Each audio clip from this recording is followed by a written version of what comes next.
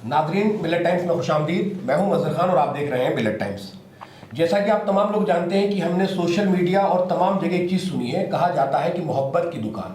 लेकिन ये जो विधानसभा के चुनाव हुए हैं हरियाणा और कश्मीर में, इन दोनों जगह पर ऐसा लगता है कि इस मोहब्बत की दुकान में कहीं ना कहीं नफरत का ग्रहण लग गया है। अब हरियाणा में जो कुछ हो रहा था, जितनी सीटों पर 90 सीटों पर चुनाव लड़े जा रहे थे, और कहा यही जा रहा था, जो लोग सर्वे कर रहे थे, जो मीडिया वहां था, और एग्जिट पोल में भी ये कहा गया था कि कांग्रेस जो है वो स्पष्ट बहुमत हरियाणा में इस बार ला सकता है। कांग्रेस को बहुत तगड़ा झटका लगा है। आखिर क्या वजह रही है? मेरे साथ शम्स तबरेज़ कासमी साहब मौजूद हैं। मैं इनसे जानने की कोशिश करूंगा कि कांग्रेस हारी है या फिर कांग्रेस को हराया गया है। क्या लगता है सर, हरियाणा में जिस तरह से बहुत सारे लोग कह रहे थे कि हरियाणा बिल्कुल स्पष्ट है, जीत जाएगी हरियाणा कांग्रेस, और ऐसी आवाज़ भी आ रही थी, इसके बावजूद भी कांग्रेस हार जाती है, कैसे पॉसिबल हो सकता है? कांग्रेस अपनी हार के लिए खुद जिम्मेदार है, क्योंकि तमाम ओपिनियन पोल, तमाम एग्जिट पोल, जितने जर्नलिस्ट गए थे, हम लोग ग्राउंड पर थे, मिलत टाइम्स का चैनल है मेवात टाइम्स, उसकी टीम पूरी काम कर रही थी, तो हर तरह की रिपोर्ट यही थी कि कांग्रेस सरकार में आ रही है, बीजेपी वापस जा रही है। ख़ुद बीजेपी को मुकम्मल तौर पर यकीन नहीं था कि हरियाणा में हमारी वापसी हो सकती है। इसी वजह से बीजेपी ने महाराष्ट्र और झारखंड के असेंबली इलेक्शन का अनाउंसमेंट नहीं होने दिया।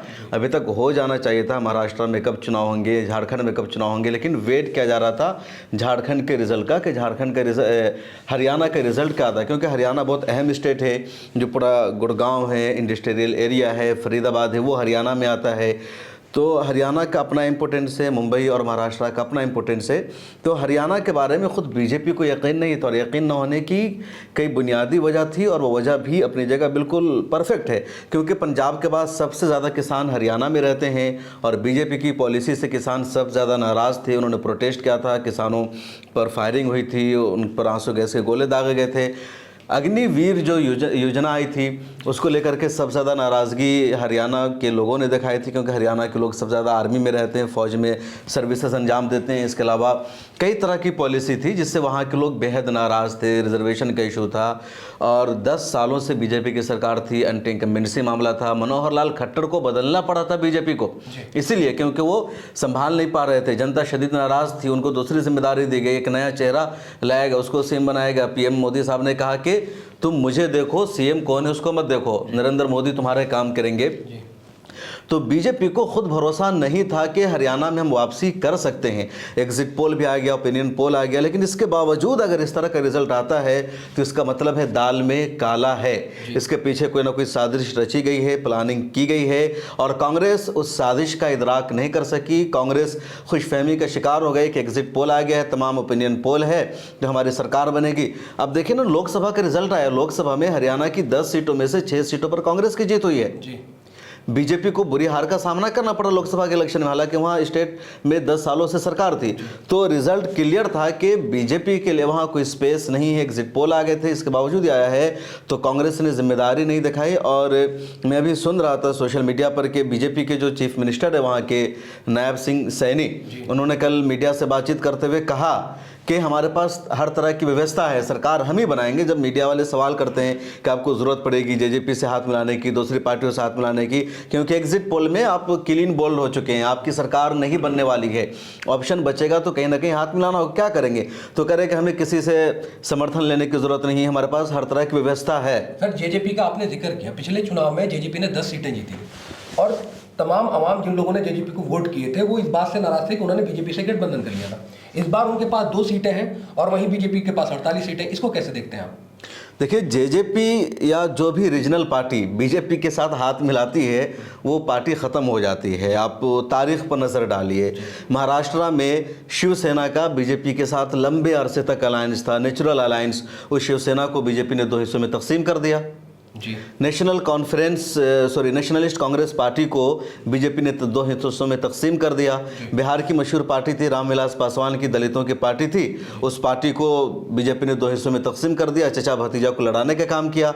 जिससे महाराष्ट्र में शरद पवार और अजित पवार को चचा भतीजा के दरमियान लड़ाने का काम किया। इस तरह की 10 जो रीजनल पार्टीज़ है उनको तोड़ने का काम किया। खुद नीतीश कुमार, जिनका आज बीजेपी के साथ अलायंस है, उनकी पार्टी को कई मरतबा बीजेपी ने तोड़ने की कोशिश की, लेकिन नीतीश कुमार सियासत के चाणक्य है, बीजेपी उनको तोड़ दे, उनको नुकसान पहुंचाए, आसान नहीं है। तो उन्होंने पहले भांप लिया कि बीजेपी क्या करने जा रही, तो उन्होंने अपने आप को बचा लिया, वरना कई मरतबा उनको तोड़ने की कोशिश है। तो वही अंजाम जेजेपी का हुआ।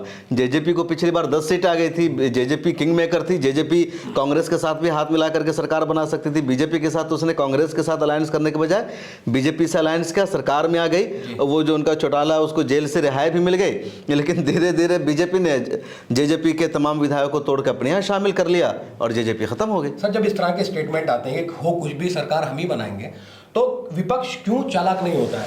जब चुनाव के रिजल्ट आ जाते हैं तो फिर ईवीएम का जिन जो है वो बाहर आ जाता है अचानक से। और अब बात भी ये पवन खेड़ा कह रहे हैं कि ये जो हार हुई है, हम इसको हमें अस्वीकार है, ये हम इसको स्वीकार नहीं करते हैं और हम इलेक्शन कमीशन जाएंगे। तो बार बार क्यों आखिर ईवीएम पर निशाना लगाया जाता है? क्यों आखिर ईवीएम को जो है कोसा जाता है? देखिए, ईवीएम पर जिन लोगों का स्टैंड है ना, खुद ही क्लियर नहीं है। जब कर्नाटक में कांग्रेस की जीत हो जाती है तो कांग्रेस जश्न मनाती है, ईवीएम के मुद्दे को भूल जाती है। जब मध्य प्रदेश में कांग्रेस की हार होती है तब इनको ईवीएम की याद आती है। हरियाणा में आज इनकी हार हो गई तो ये ईवीएम को कोस रहे हैं, उसको टारगेट कर रहे हैं। अगर ये इनकी जीत हो जाती तो फिर कहते ईवीएम ठीक ठाक है। तो जो डबल स्टैंडर्ड है ना, ये कहीं भी एक्सेप्टेबल नहीं है। बीजेपी को उम्मीद थी 2024 के लोकसभा चुनाव में कि 400 सीट आएगी। बीजेपी ने कभी नहीं सोचा था कि अयोध्या में वो हार जाएगी।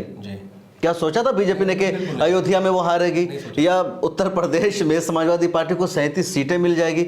बीजेपी ने ख्वाब में भी नहीं सोचा होगा, जितना भी खराब वो सोच ले अपने बारे में। लेकिन उस बीजेपी के नेताओं ने ईवीएम पर सवाल नहीं उठाए, उन्होंने क्वेश्चन नहीं किया। तो आप क्यों कर रहे हैं? अगर आपको करना है ईवीएम, यकीनी तौर पर ईवीएम को हैक किया जा सकता है। दुनिया के जो डेवलपिंग कंट्रीज़ है, जो डेवलप ममालिक है, जिन्होंने टेक्नोलॉजी की ईजाद की है, जिनके यहाँ से ईवीएम की ईजाद हुई है, वो ईवीएम का इस्तेमाल नहीं कर रहे क्योंकि उनको पता है कि ईवीएम टेक्नोलॉजी का पार्ट है, उसको हैक किया जा सकता है। कोई कहीं भी, मतलब अमेरिका में एक नौजवान बैठा है और इसराइल के बैंक को हैक करके उसके पूरे पैसे को इधर से उधर ट्रांसफ़र कर रहा है। अभी कल परसों खबर आई, मिरर टाइम्स पर रिपोर्ट आई कि एक बंदा पूरा AI का यूज़ करता है और एक बिजनेसमैन से 7 करोड़ रुपए को वो ठग लेता है। पूरी सुप्रीम कोर्ट की कार्रवाई और प्रोसीडिंग के वीडियो बना करके पेश कर देता है। चीफ जस्टिस वहाँ पर बैठे हुए। तो टेक्नोलॉजी जितनी ज़्यादा तरक्की कर रही है उतनी ज़्यादा डिजिटल चोरी भी बढ़ती जा रही है। तो उन तरक्की याफ्ता ममालिक को भरोसा है, इसलिए वो ओरिजिनल अंदाज में अपने यहाँ चुनाव कराते हैं। तो लेकिन ये स्टैंडर्ड दोनों तरफ आपको रखना होगा। अगर जब आप जीत जाते हैं तब आप इस पर सवाल नहीं उठाते, हार जाते हैं तब सवाल उठाते हैं। अब ये सवाल उठा रहे, क्या नाम है, पवन खेड़ा। पवन खेड़ा से कोई पूछना चाहिए कि जब काउंटिंग शुरू हुई तो उनके वर्कर कितने ज़्यादा तैयार खड़े थे? मसला ईवीएम का नहीं है। अगर ईवीएम पर मसला रहता तो सर्वे एजेंसियां या टीवी चैनल तो ज्यादा बीजेपी से करीब है ना, वो क्यों एग्जिट पोल उल्टा दिखाती? भूपेंद्र हुड्डा सुबह से ये बात कह रहे थे कि काउंटिंग जहां होती है वो छोड़ना नहीं है, वहां पर मुस्तैद रहना है क्योंकि वो जीत रहे हैं। और आपने सुना भी होगा, कहा गया है कि गिनती जो है वो स्लो कराई गई। चुनाव आयोग पे जो है वो लगातार ऐसे एलिगेशन लगाए जा रहे हैं और 3 जगह ऐसा बताया गया कि जहां, और आपने भी सुना होगा कि कह रहे हैं कि 99% जो है उसकी बैटरी चाहिए थी ईवीएम की, और वहां पर कांग्रेस हारी है। तो ये जो एक इल्जाम लगाए जा रहे हैं चुनाव आयोग पर, तो ये कहीं ना कहीं सही तो है?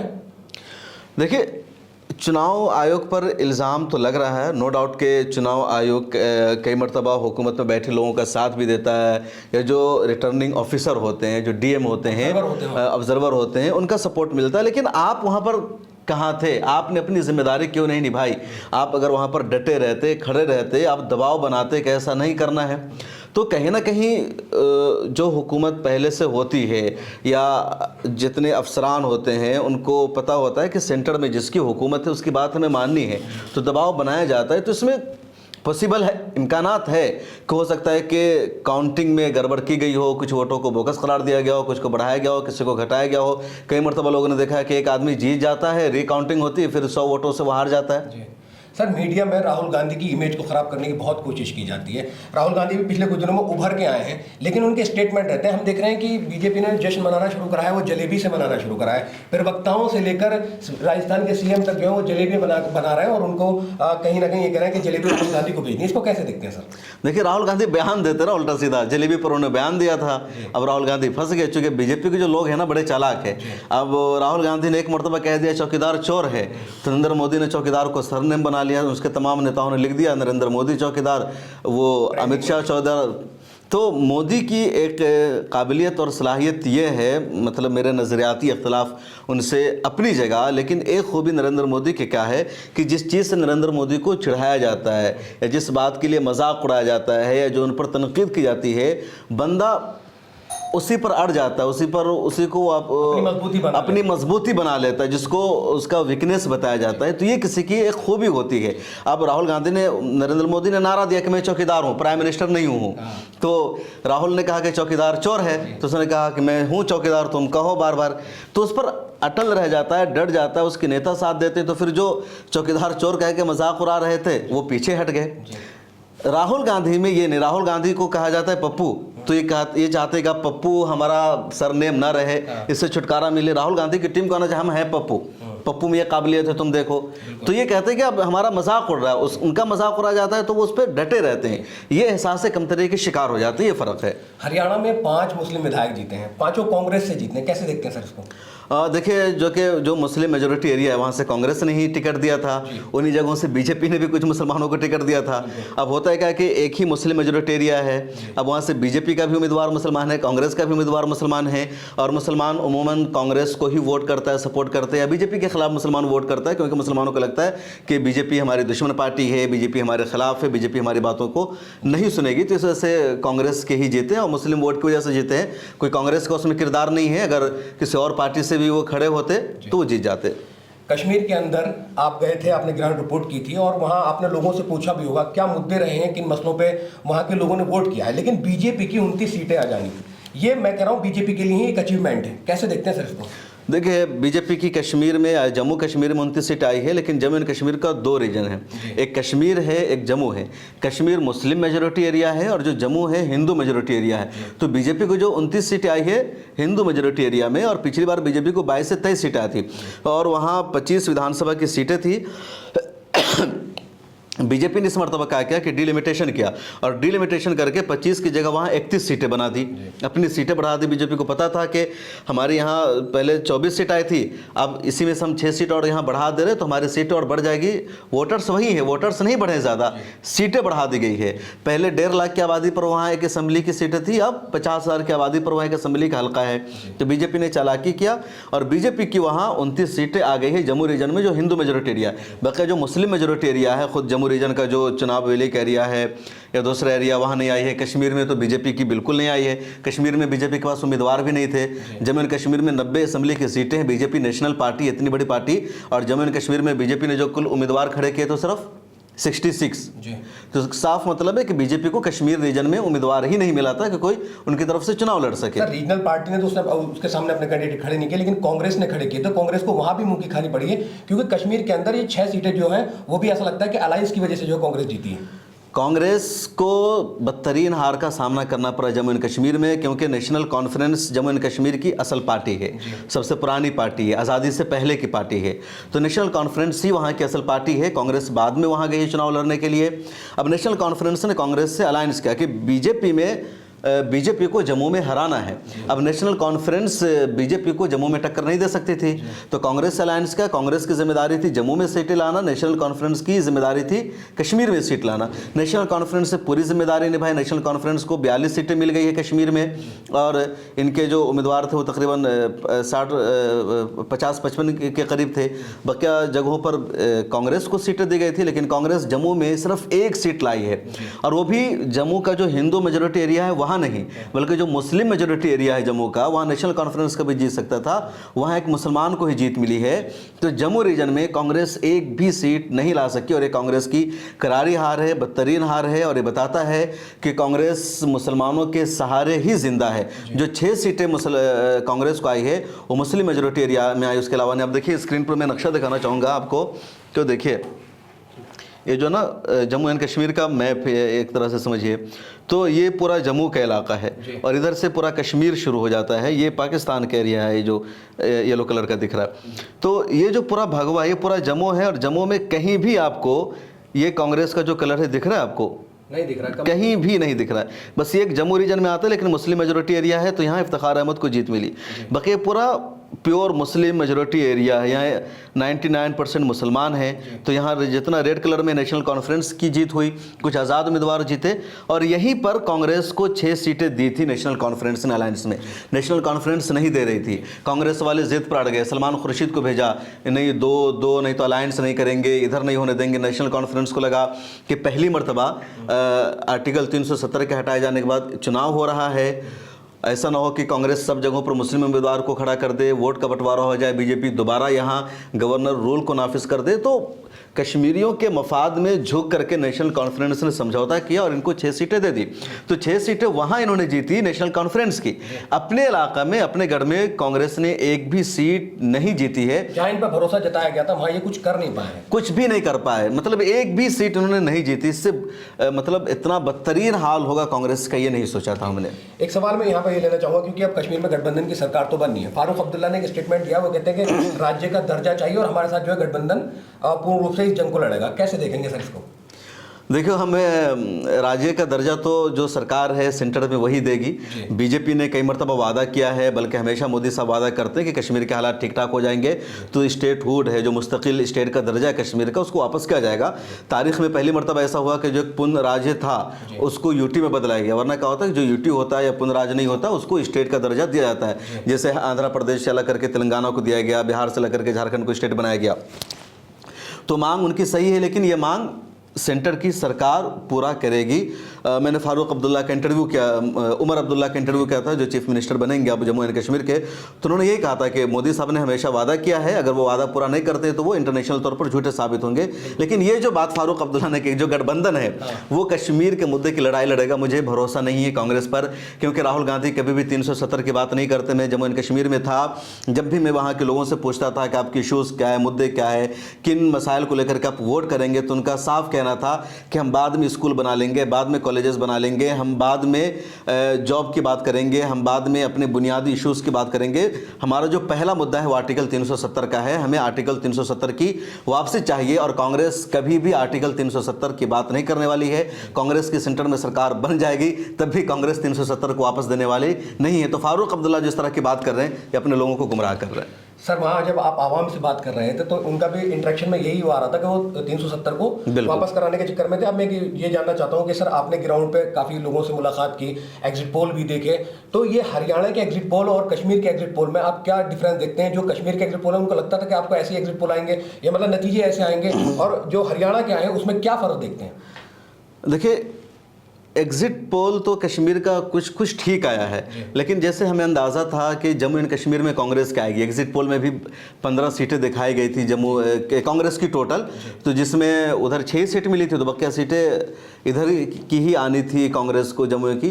तो exit poll Jammu and Kashmir के बारे में एग्जैक्ट साबित नहीं हुआ है, लेकिन कुछ हद तक ठीक था। एग्जिट पोल का मतलब है कि 10-15 सीटों का इधर से उधर हेर फेर तो होगा, लेकिन हरियाणा के बारे में एग्जिट पोल बिल्कुल गलत साबित हुआ है। मुझे लगता है कि जो एग्जिट पोल करने वाली एजेंसियां हैं उन्होंने फ्रॉड किया है, घर बैठ के उन्होंने पूरा सर्वे किया है, कहीं ग्राउंड पर उन्होंने काम नहीं किया है। सर, मोहब्बत की दुकान, इमरान प्रतापगढ़ी और बड़े बड़े नेता, इकरा हसन, जिनका कोई लेना नहीं देना नहीं, वो भी वहां पहुंच जाती प्रचार के लिए, और ये पूरे सतह पे बिल्कुल साफ थी कि कांग्रेस जो है जीत रही है। और एक बात कही जाती है कि असदुद्दीन ओवैसी को हमेशा बीच में लाया जाता है, उनको कहा जाता है कि वोट काटने के लिए आ जाते हैं। ना कश्मीर में असदुद्दीन ओवैसी हैं, ना हरियाणा में असदुद्दीन ओवैसी हैं। अब कौन ऐसा है जिसको टारगेट किया जाएगा? ईवीएम किसको टारगेट किया जाएगा सर? देखिए, हारने वालों को हमेशा एक बहाना चाहिए दिल की तसल्ली के लिए, बहलाने के लिए कि हम इस वजह से हार गए हैं। जैसे कोई एग्ज़ाम देता है, स्टूडेंट्स नाकाम हो जाता है, अब घर वाले माँ बाप कहते हैं भाई तुम क्यों कामयाब नहीं होता, ना क्यों नंबर आया, तो बहाना करता है कि वो मैं लेट पहुँचा था या ये गलती हो गई। तो जो भी हारते हैं ना, उनको लोगों को समझाने के लिए एक बहाना चाहिए। तो कांग्रेस जब भी चुनाव हारती है तो डायरेक्ट जिम्मेदारी कबूल नहीं करती है कि हमारे अंदर कमी थी, हम जनता के मन की बात नहीं पढ़ सके, जनता में हम अपनी मकबूलियत नहीं बना सके, इस वजह से हार गए, बल्कि वो एक बहाना चाहती है। और सबसे बेहतर बहाना असदुद्दीन ओवैसी है या कभी बदरुद्दीन अजमल है या दूसरी मुस्लिम तंजीमें हैं। तो ज़्यादातर असदुद्दीन ओवैसी के सर पर ठेकरा फोड़ा जाता है, जहाँ भी कांग्रेस हारती कि ओवैसी की वजह से हार गए, वरना सारा वोट तो हमारे साथ था। अब हरियाणा में असदुद्दीन ओवैसी नहीं है, कोई भी मुस्लिम पार्टी थी नहीं, आम आदमी पार्टी भी एक्टिवली चुनाव नहीं लड़ रही थी, तो किसी के सर ठेकरा नहीं फोड़ा जा सकता है। तो अब मैंने जैसे पहले कहा था कि डायरेक्ट राहुल गांधी तो नहीं बोलेंगे, लेकिन लेकिन जो सेकंड लाइन के नेता है कांग्रेस के, वो ईवीएम के सर ठेकरा फोड़ेंगे। पवन खेरा ने बोल दिया, सुप्रिया श्रीनेट भी बोलेगी, सब लोग कहेंगे इलेक्शन कमीशन ऑफ इंडिया जाएंगे, लेकिन अब इसकी कोई वैल्यू नहीं, जो जीता वही मुकद्दर। सर आम आदमी पार्टी खुश है कि उनका खाता खुल गया है, कैसे देखेंगे सर उसको? एक बड़ी बात है जम्मू एंड कश्मीर, जिसके बारे में कहा जाता है कि खुद जम्मू एंड कश्मीर में इतनी सारी रीजनल पार्टियां हैं वहाँ की, अब 50 से ज़्यादा जम्मू एंड कश्मीर में पार्टी है। मैं हैरान था कि कश्मीर में इतनी पार्टियां, मैंने नाम किसी का नहीं सुना था। और उन तमाम पार्टियों के बीच में दिल्ली की एक पार्टी वहाँ कदम रखती है, चुनाव जीत जाती है, एक बड़ी कामयाबी है। समाजवादी पार्टी भी है वहाँ, जनता दल यूनाइटेड भी है, किसी का खाता अभी तक नहीं खुल सका। आम आदमी पार्टी ने अपना खाता खोल लिया तो बड़ी कामयाबी है। आम आदमी पार्टी एक नेशनल पार्टी बन चुकी है। दिल्ली के बाद उसके एमएलएज 2 जगह तो सरकार है, दिल्ली और पंजाब में, और कश्मीर में उसका खाता खुल गया है, उसके एमएलए गुजरात में हैं। तो मुझे लगता है कि आम आदमी पार्टी के लिए गुड न्यूज़ है। आम आदमी पार्टी को भी लगेगा कि जितना उसको दबाया जा रहा है, कमज़ोर किया जा रहा है, वो एक अल्टरनेटिव पार्टी आम आदमी पार्टी बन रही है। सर आपने कश्मीर जाके मतलब बहुत सारे एमएलएस का जो है इंटरव्यू किया है, उनमें से कितने लोग जीते हैं और कितने लोग हारे हैं? देखिए, पहला इत्तेफाक है कि मैंने कश्मीर में जितने लोगों का इंटरव्यू किया, जिन जिन का किया, अल्हम्दुलिल्लाह सारे जीत गए हैं। मैंने सलमान सागर साहब का किया, वो जीत गए, वो श्रीनगर की एक सीट से उम्मीदवार थे। एक गुलमर्ग वहाँ की बहुत तारीख़ी जगह है, विज़िट करने की जगह, दुनिया भर के जो सयाह वहाँ जाते हैं, वहाँ से उम्मीदवार थे फ़ारूक अहमद शाह, वो पहले IRS थे, और तो वो जीत गए हैं। उनके जानने वाले मुझे मैसेज कर रहे हैं कि मुबारकबाद दे रहे हैं और कह रहे हैं कि सर दुआ करो कि वो टूरिज़्म के मिनिस्टर बन जाए, उनकी काफ़ी काबिलियत है। तो जितने लोगों का मैंने इंटरव्यू किया था ऑलमोस्ट सारे जीत गए हैं वहाँ। अगर पार्टी को पहले पता चल जाता सबका इंटरव्यू आपसे करा देते सभी जीत जाते। और एक चीज़ और मैं यहाँ जानना चाहूँगा सर कि कश्मीर में जो हालात होते हैं, जो परेशानियां होती हैं, लोगों से आपने बिल्कुल मैन टू मैन बात की है। तो अब फारूक अब्दुल्ला जो कि 42 सीटें जीत चुके हैं, उधर कांग्रेस भी जीत चुकी है, तो मेजोरिटी तो मिल रही, तो वहाँ की जो ये परेशानियां, ये अब सरकार बनने के बाद खत्म हो सकती हैं? कुछ परेशानियां देखिए, वहाँ के लोगों को पता है कि कश्मीर की हैसियत अब यूटी की है, तो स्टेटहुड वहाँ के लोगों की सबसे पहली मांग है। ये फारूक अब्दुल्ला से वापस नहीं दिला सकते हैं। कश्मीर का पहले अपना एक अलग आइन था, कश्मीर का झंडा अलग था। पूरे देश के हर स्टेट में 5 साल पे इलेक्शन होता है, कश्मीर पे 6 साल पे इलेक्शन होता है। अगर भारतीय पार्लियामेंट में कोई कानून बनता है तो वो कानून कश्मीर पर नाफिज नहीं होता था जब तक कश्मीर की असेंबली उस कानून को नाफिज न कर ले। तो बहुत सारे मामलों में अलग था, और ये स्पेशल राइट उनको आर्टिकल 370 की वजह से मिलता था और 35A की वजह से मिलता था। अब भारतीय सरकार ने उन तमाम चीज़ों को ख़त्म कर दिया है।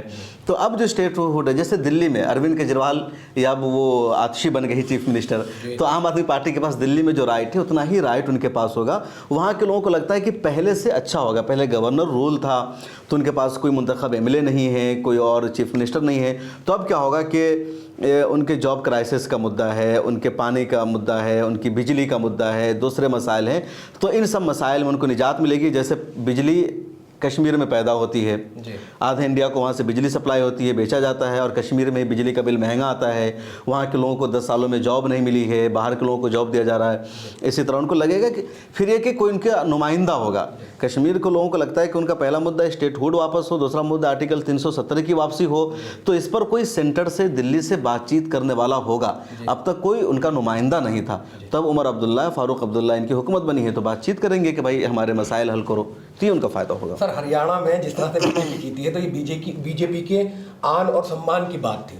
अगर बीजेपी यहाँ चुनाव हारती तो इसका असर सीधा उत्तर प्रदेश में देखने को मिल सकता था जब भी चुनाव आते। मोदी जी ने कहा कि भारतीय जनता पार्टी को एक बार फिर स्पष्ट बहुमत देने के लिए मैं हरियाणा की जनशक्ति को नमन करता हूँ। ये विकास और सुशासन की राजनीति की जीत है। तो लगता है कि हरियाणा में विकास हुआ है? देखिए, हरियाणा में विकास तो नज़र नहीं आया, जनता के मूड को देख करके नज़र नहीं आया। इसमें तो सच्चाई है कि जो जीत है ना, ज़बरदस्ती वाली जीत है। अफसरान पर दबाव बनाया गया है, धमकाया गया है, कहा गया है कि भाई मैंडेट इस तरह आना चाहिए, और वैसा ही आया क्योंकि ओपिनियन पोल नहीं। अच्छा, हरियाणा कोई दूर नहीं, हरियाणा में कोई ज़्यादा सीटें भी नहीं, 90 सीटें हैं। लोगों को पता है सारी सीटों पर आना जाना, इधर गुड़गांव हो, पानीपत हो, हिसार हो, सारा एरिया लोगों को पता है। तो ये जो जीत है ना, विकास की जीत नहीं है, तरक्की की जीत नहीं है। अगर डेवलपमेंट की जीत होती, विकास की जीत होती, तो मोदी साहब को, मनोहर लाल खट्टर को हटाना नहीं पड़ता बीच में और चुनाव से चंद महीना पहले। तो साफ है कि ज़बरदस्ती का मैंडेट है, उनको खुद भरोसा नहीं था। इसी वजह से उन्होंने महाराष्ट्र और झारखंड का अनाउंसमेंट नहीं होने दिया कि कब वहाँ इलेक्शन होना है। तो इसके पीछे पूरी प्लानिंग है। और कश्मीर, ये जो कांग्रेस है ना, इनकी यही कमी है, कमज़ोरी है कि कांग्रेस समझ नहीं पाती है, असेसमेंट नहीं कर पाती है, या खुशफहमी का शिकार हो जाती है, और कई मरतबा कांग्रेस को उसका नुकसान उठाना पड़ा है।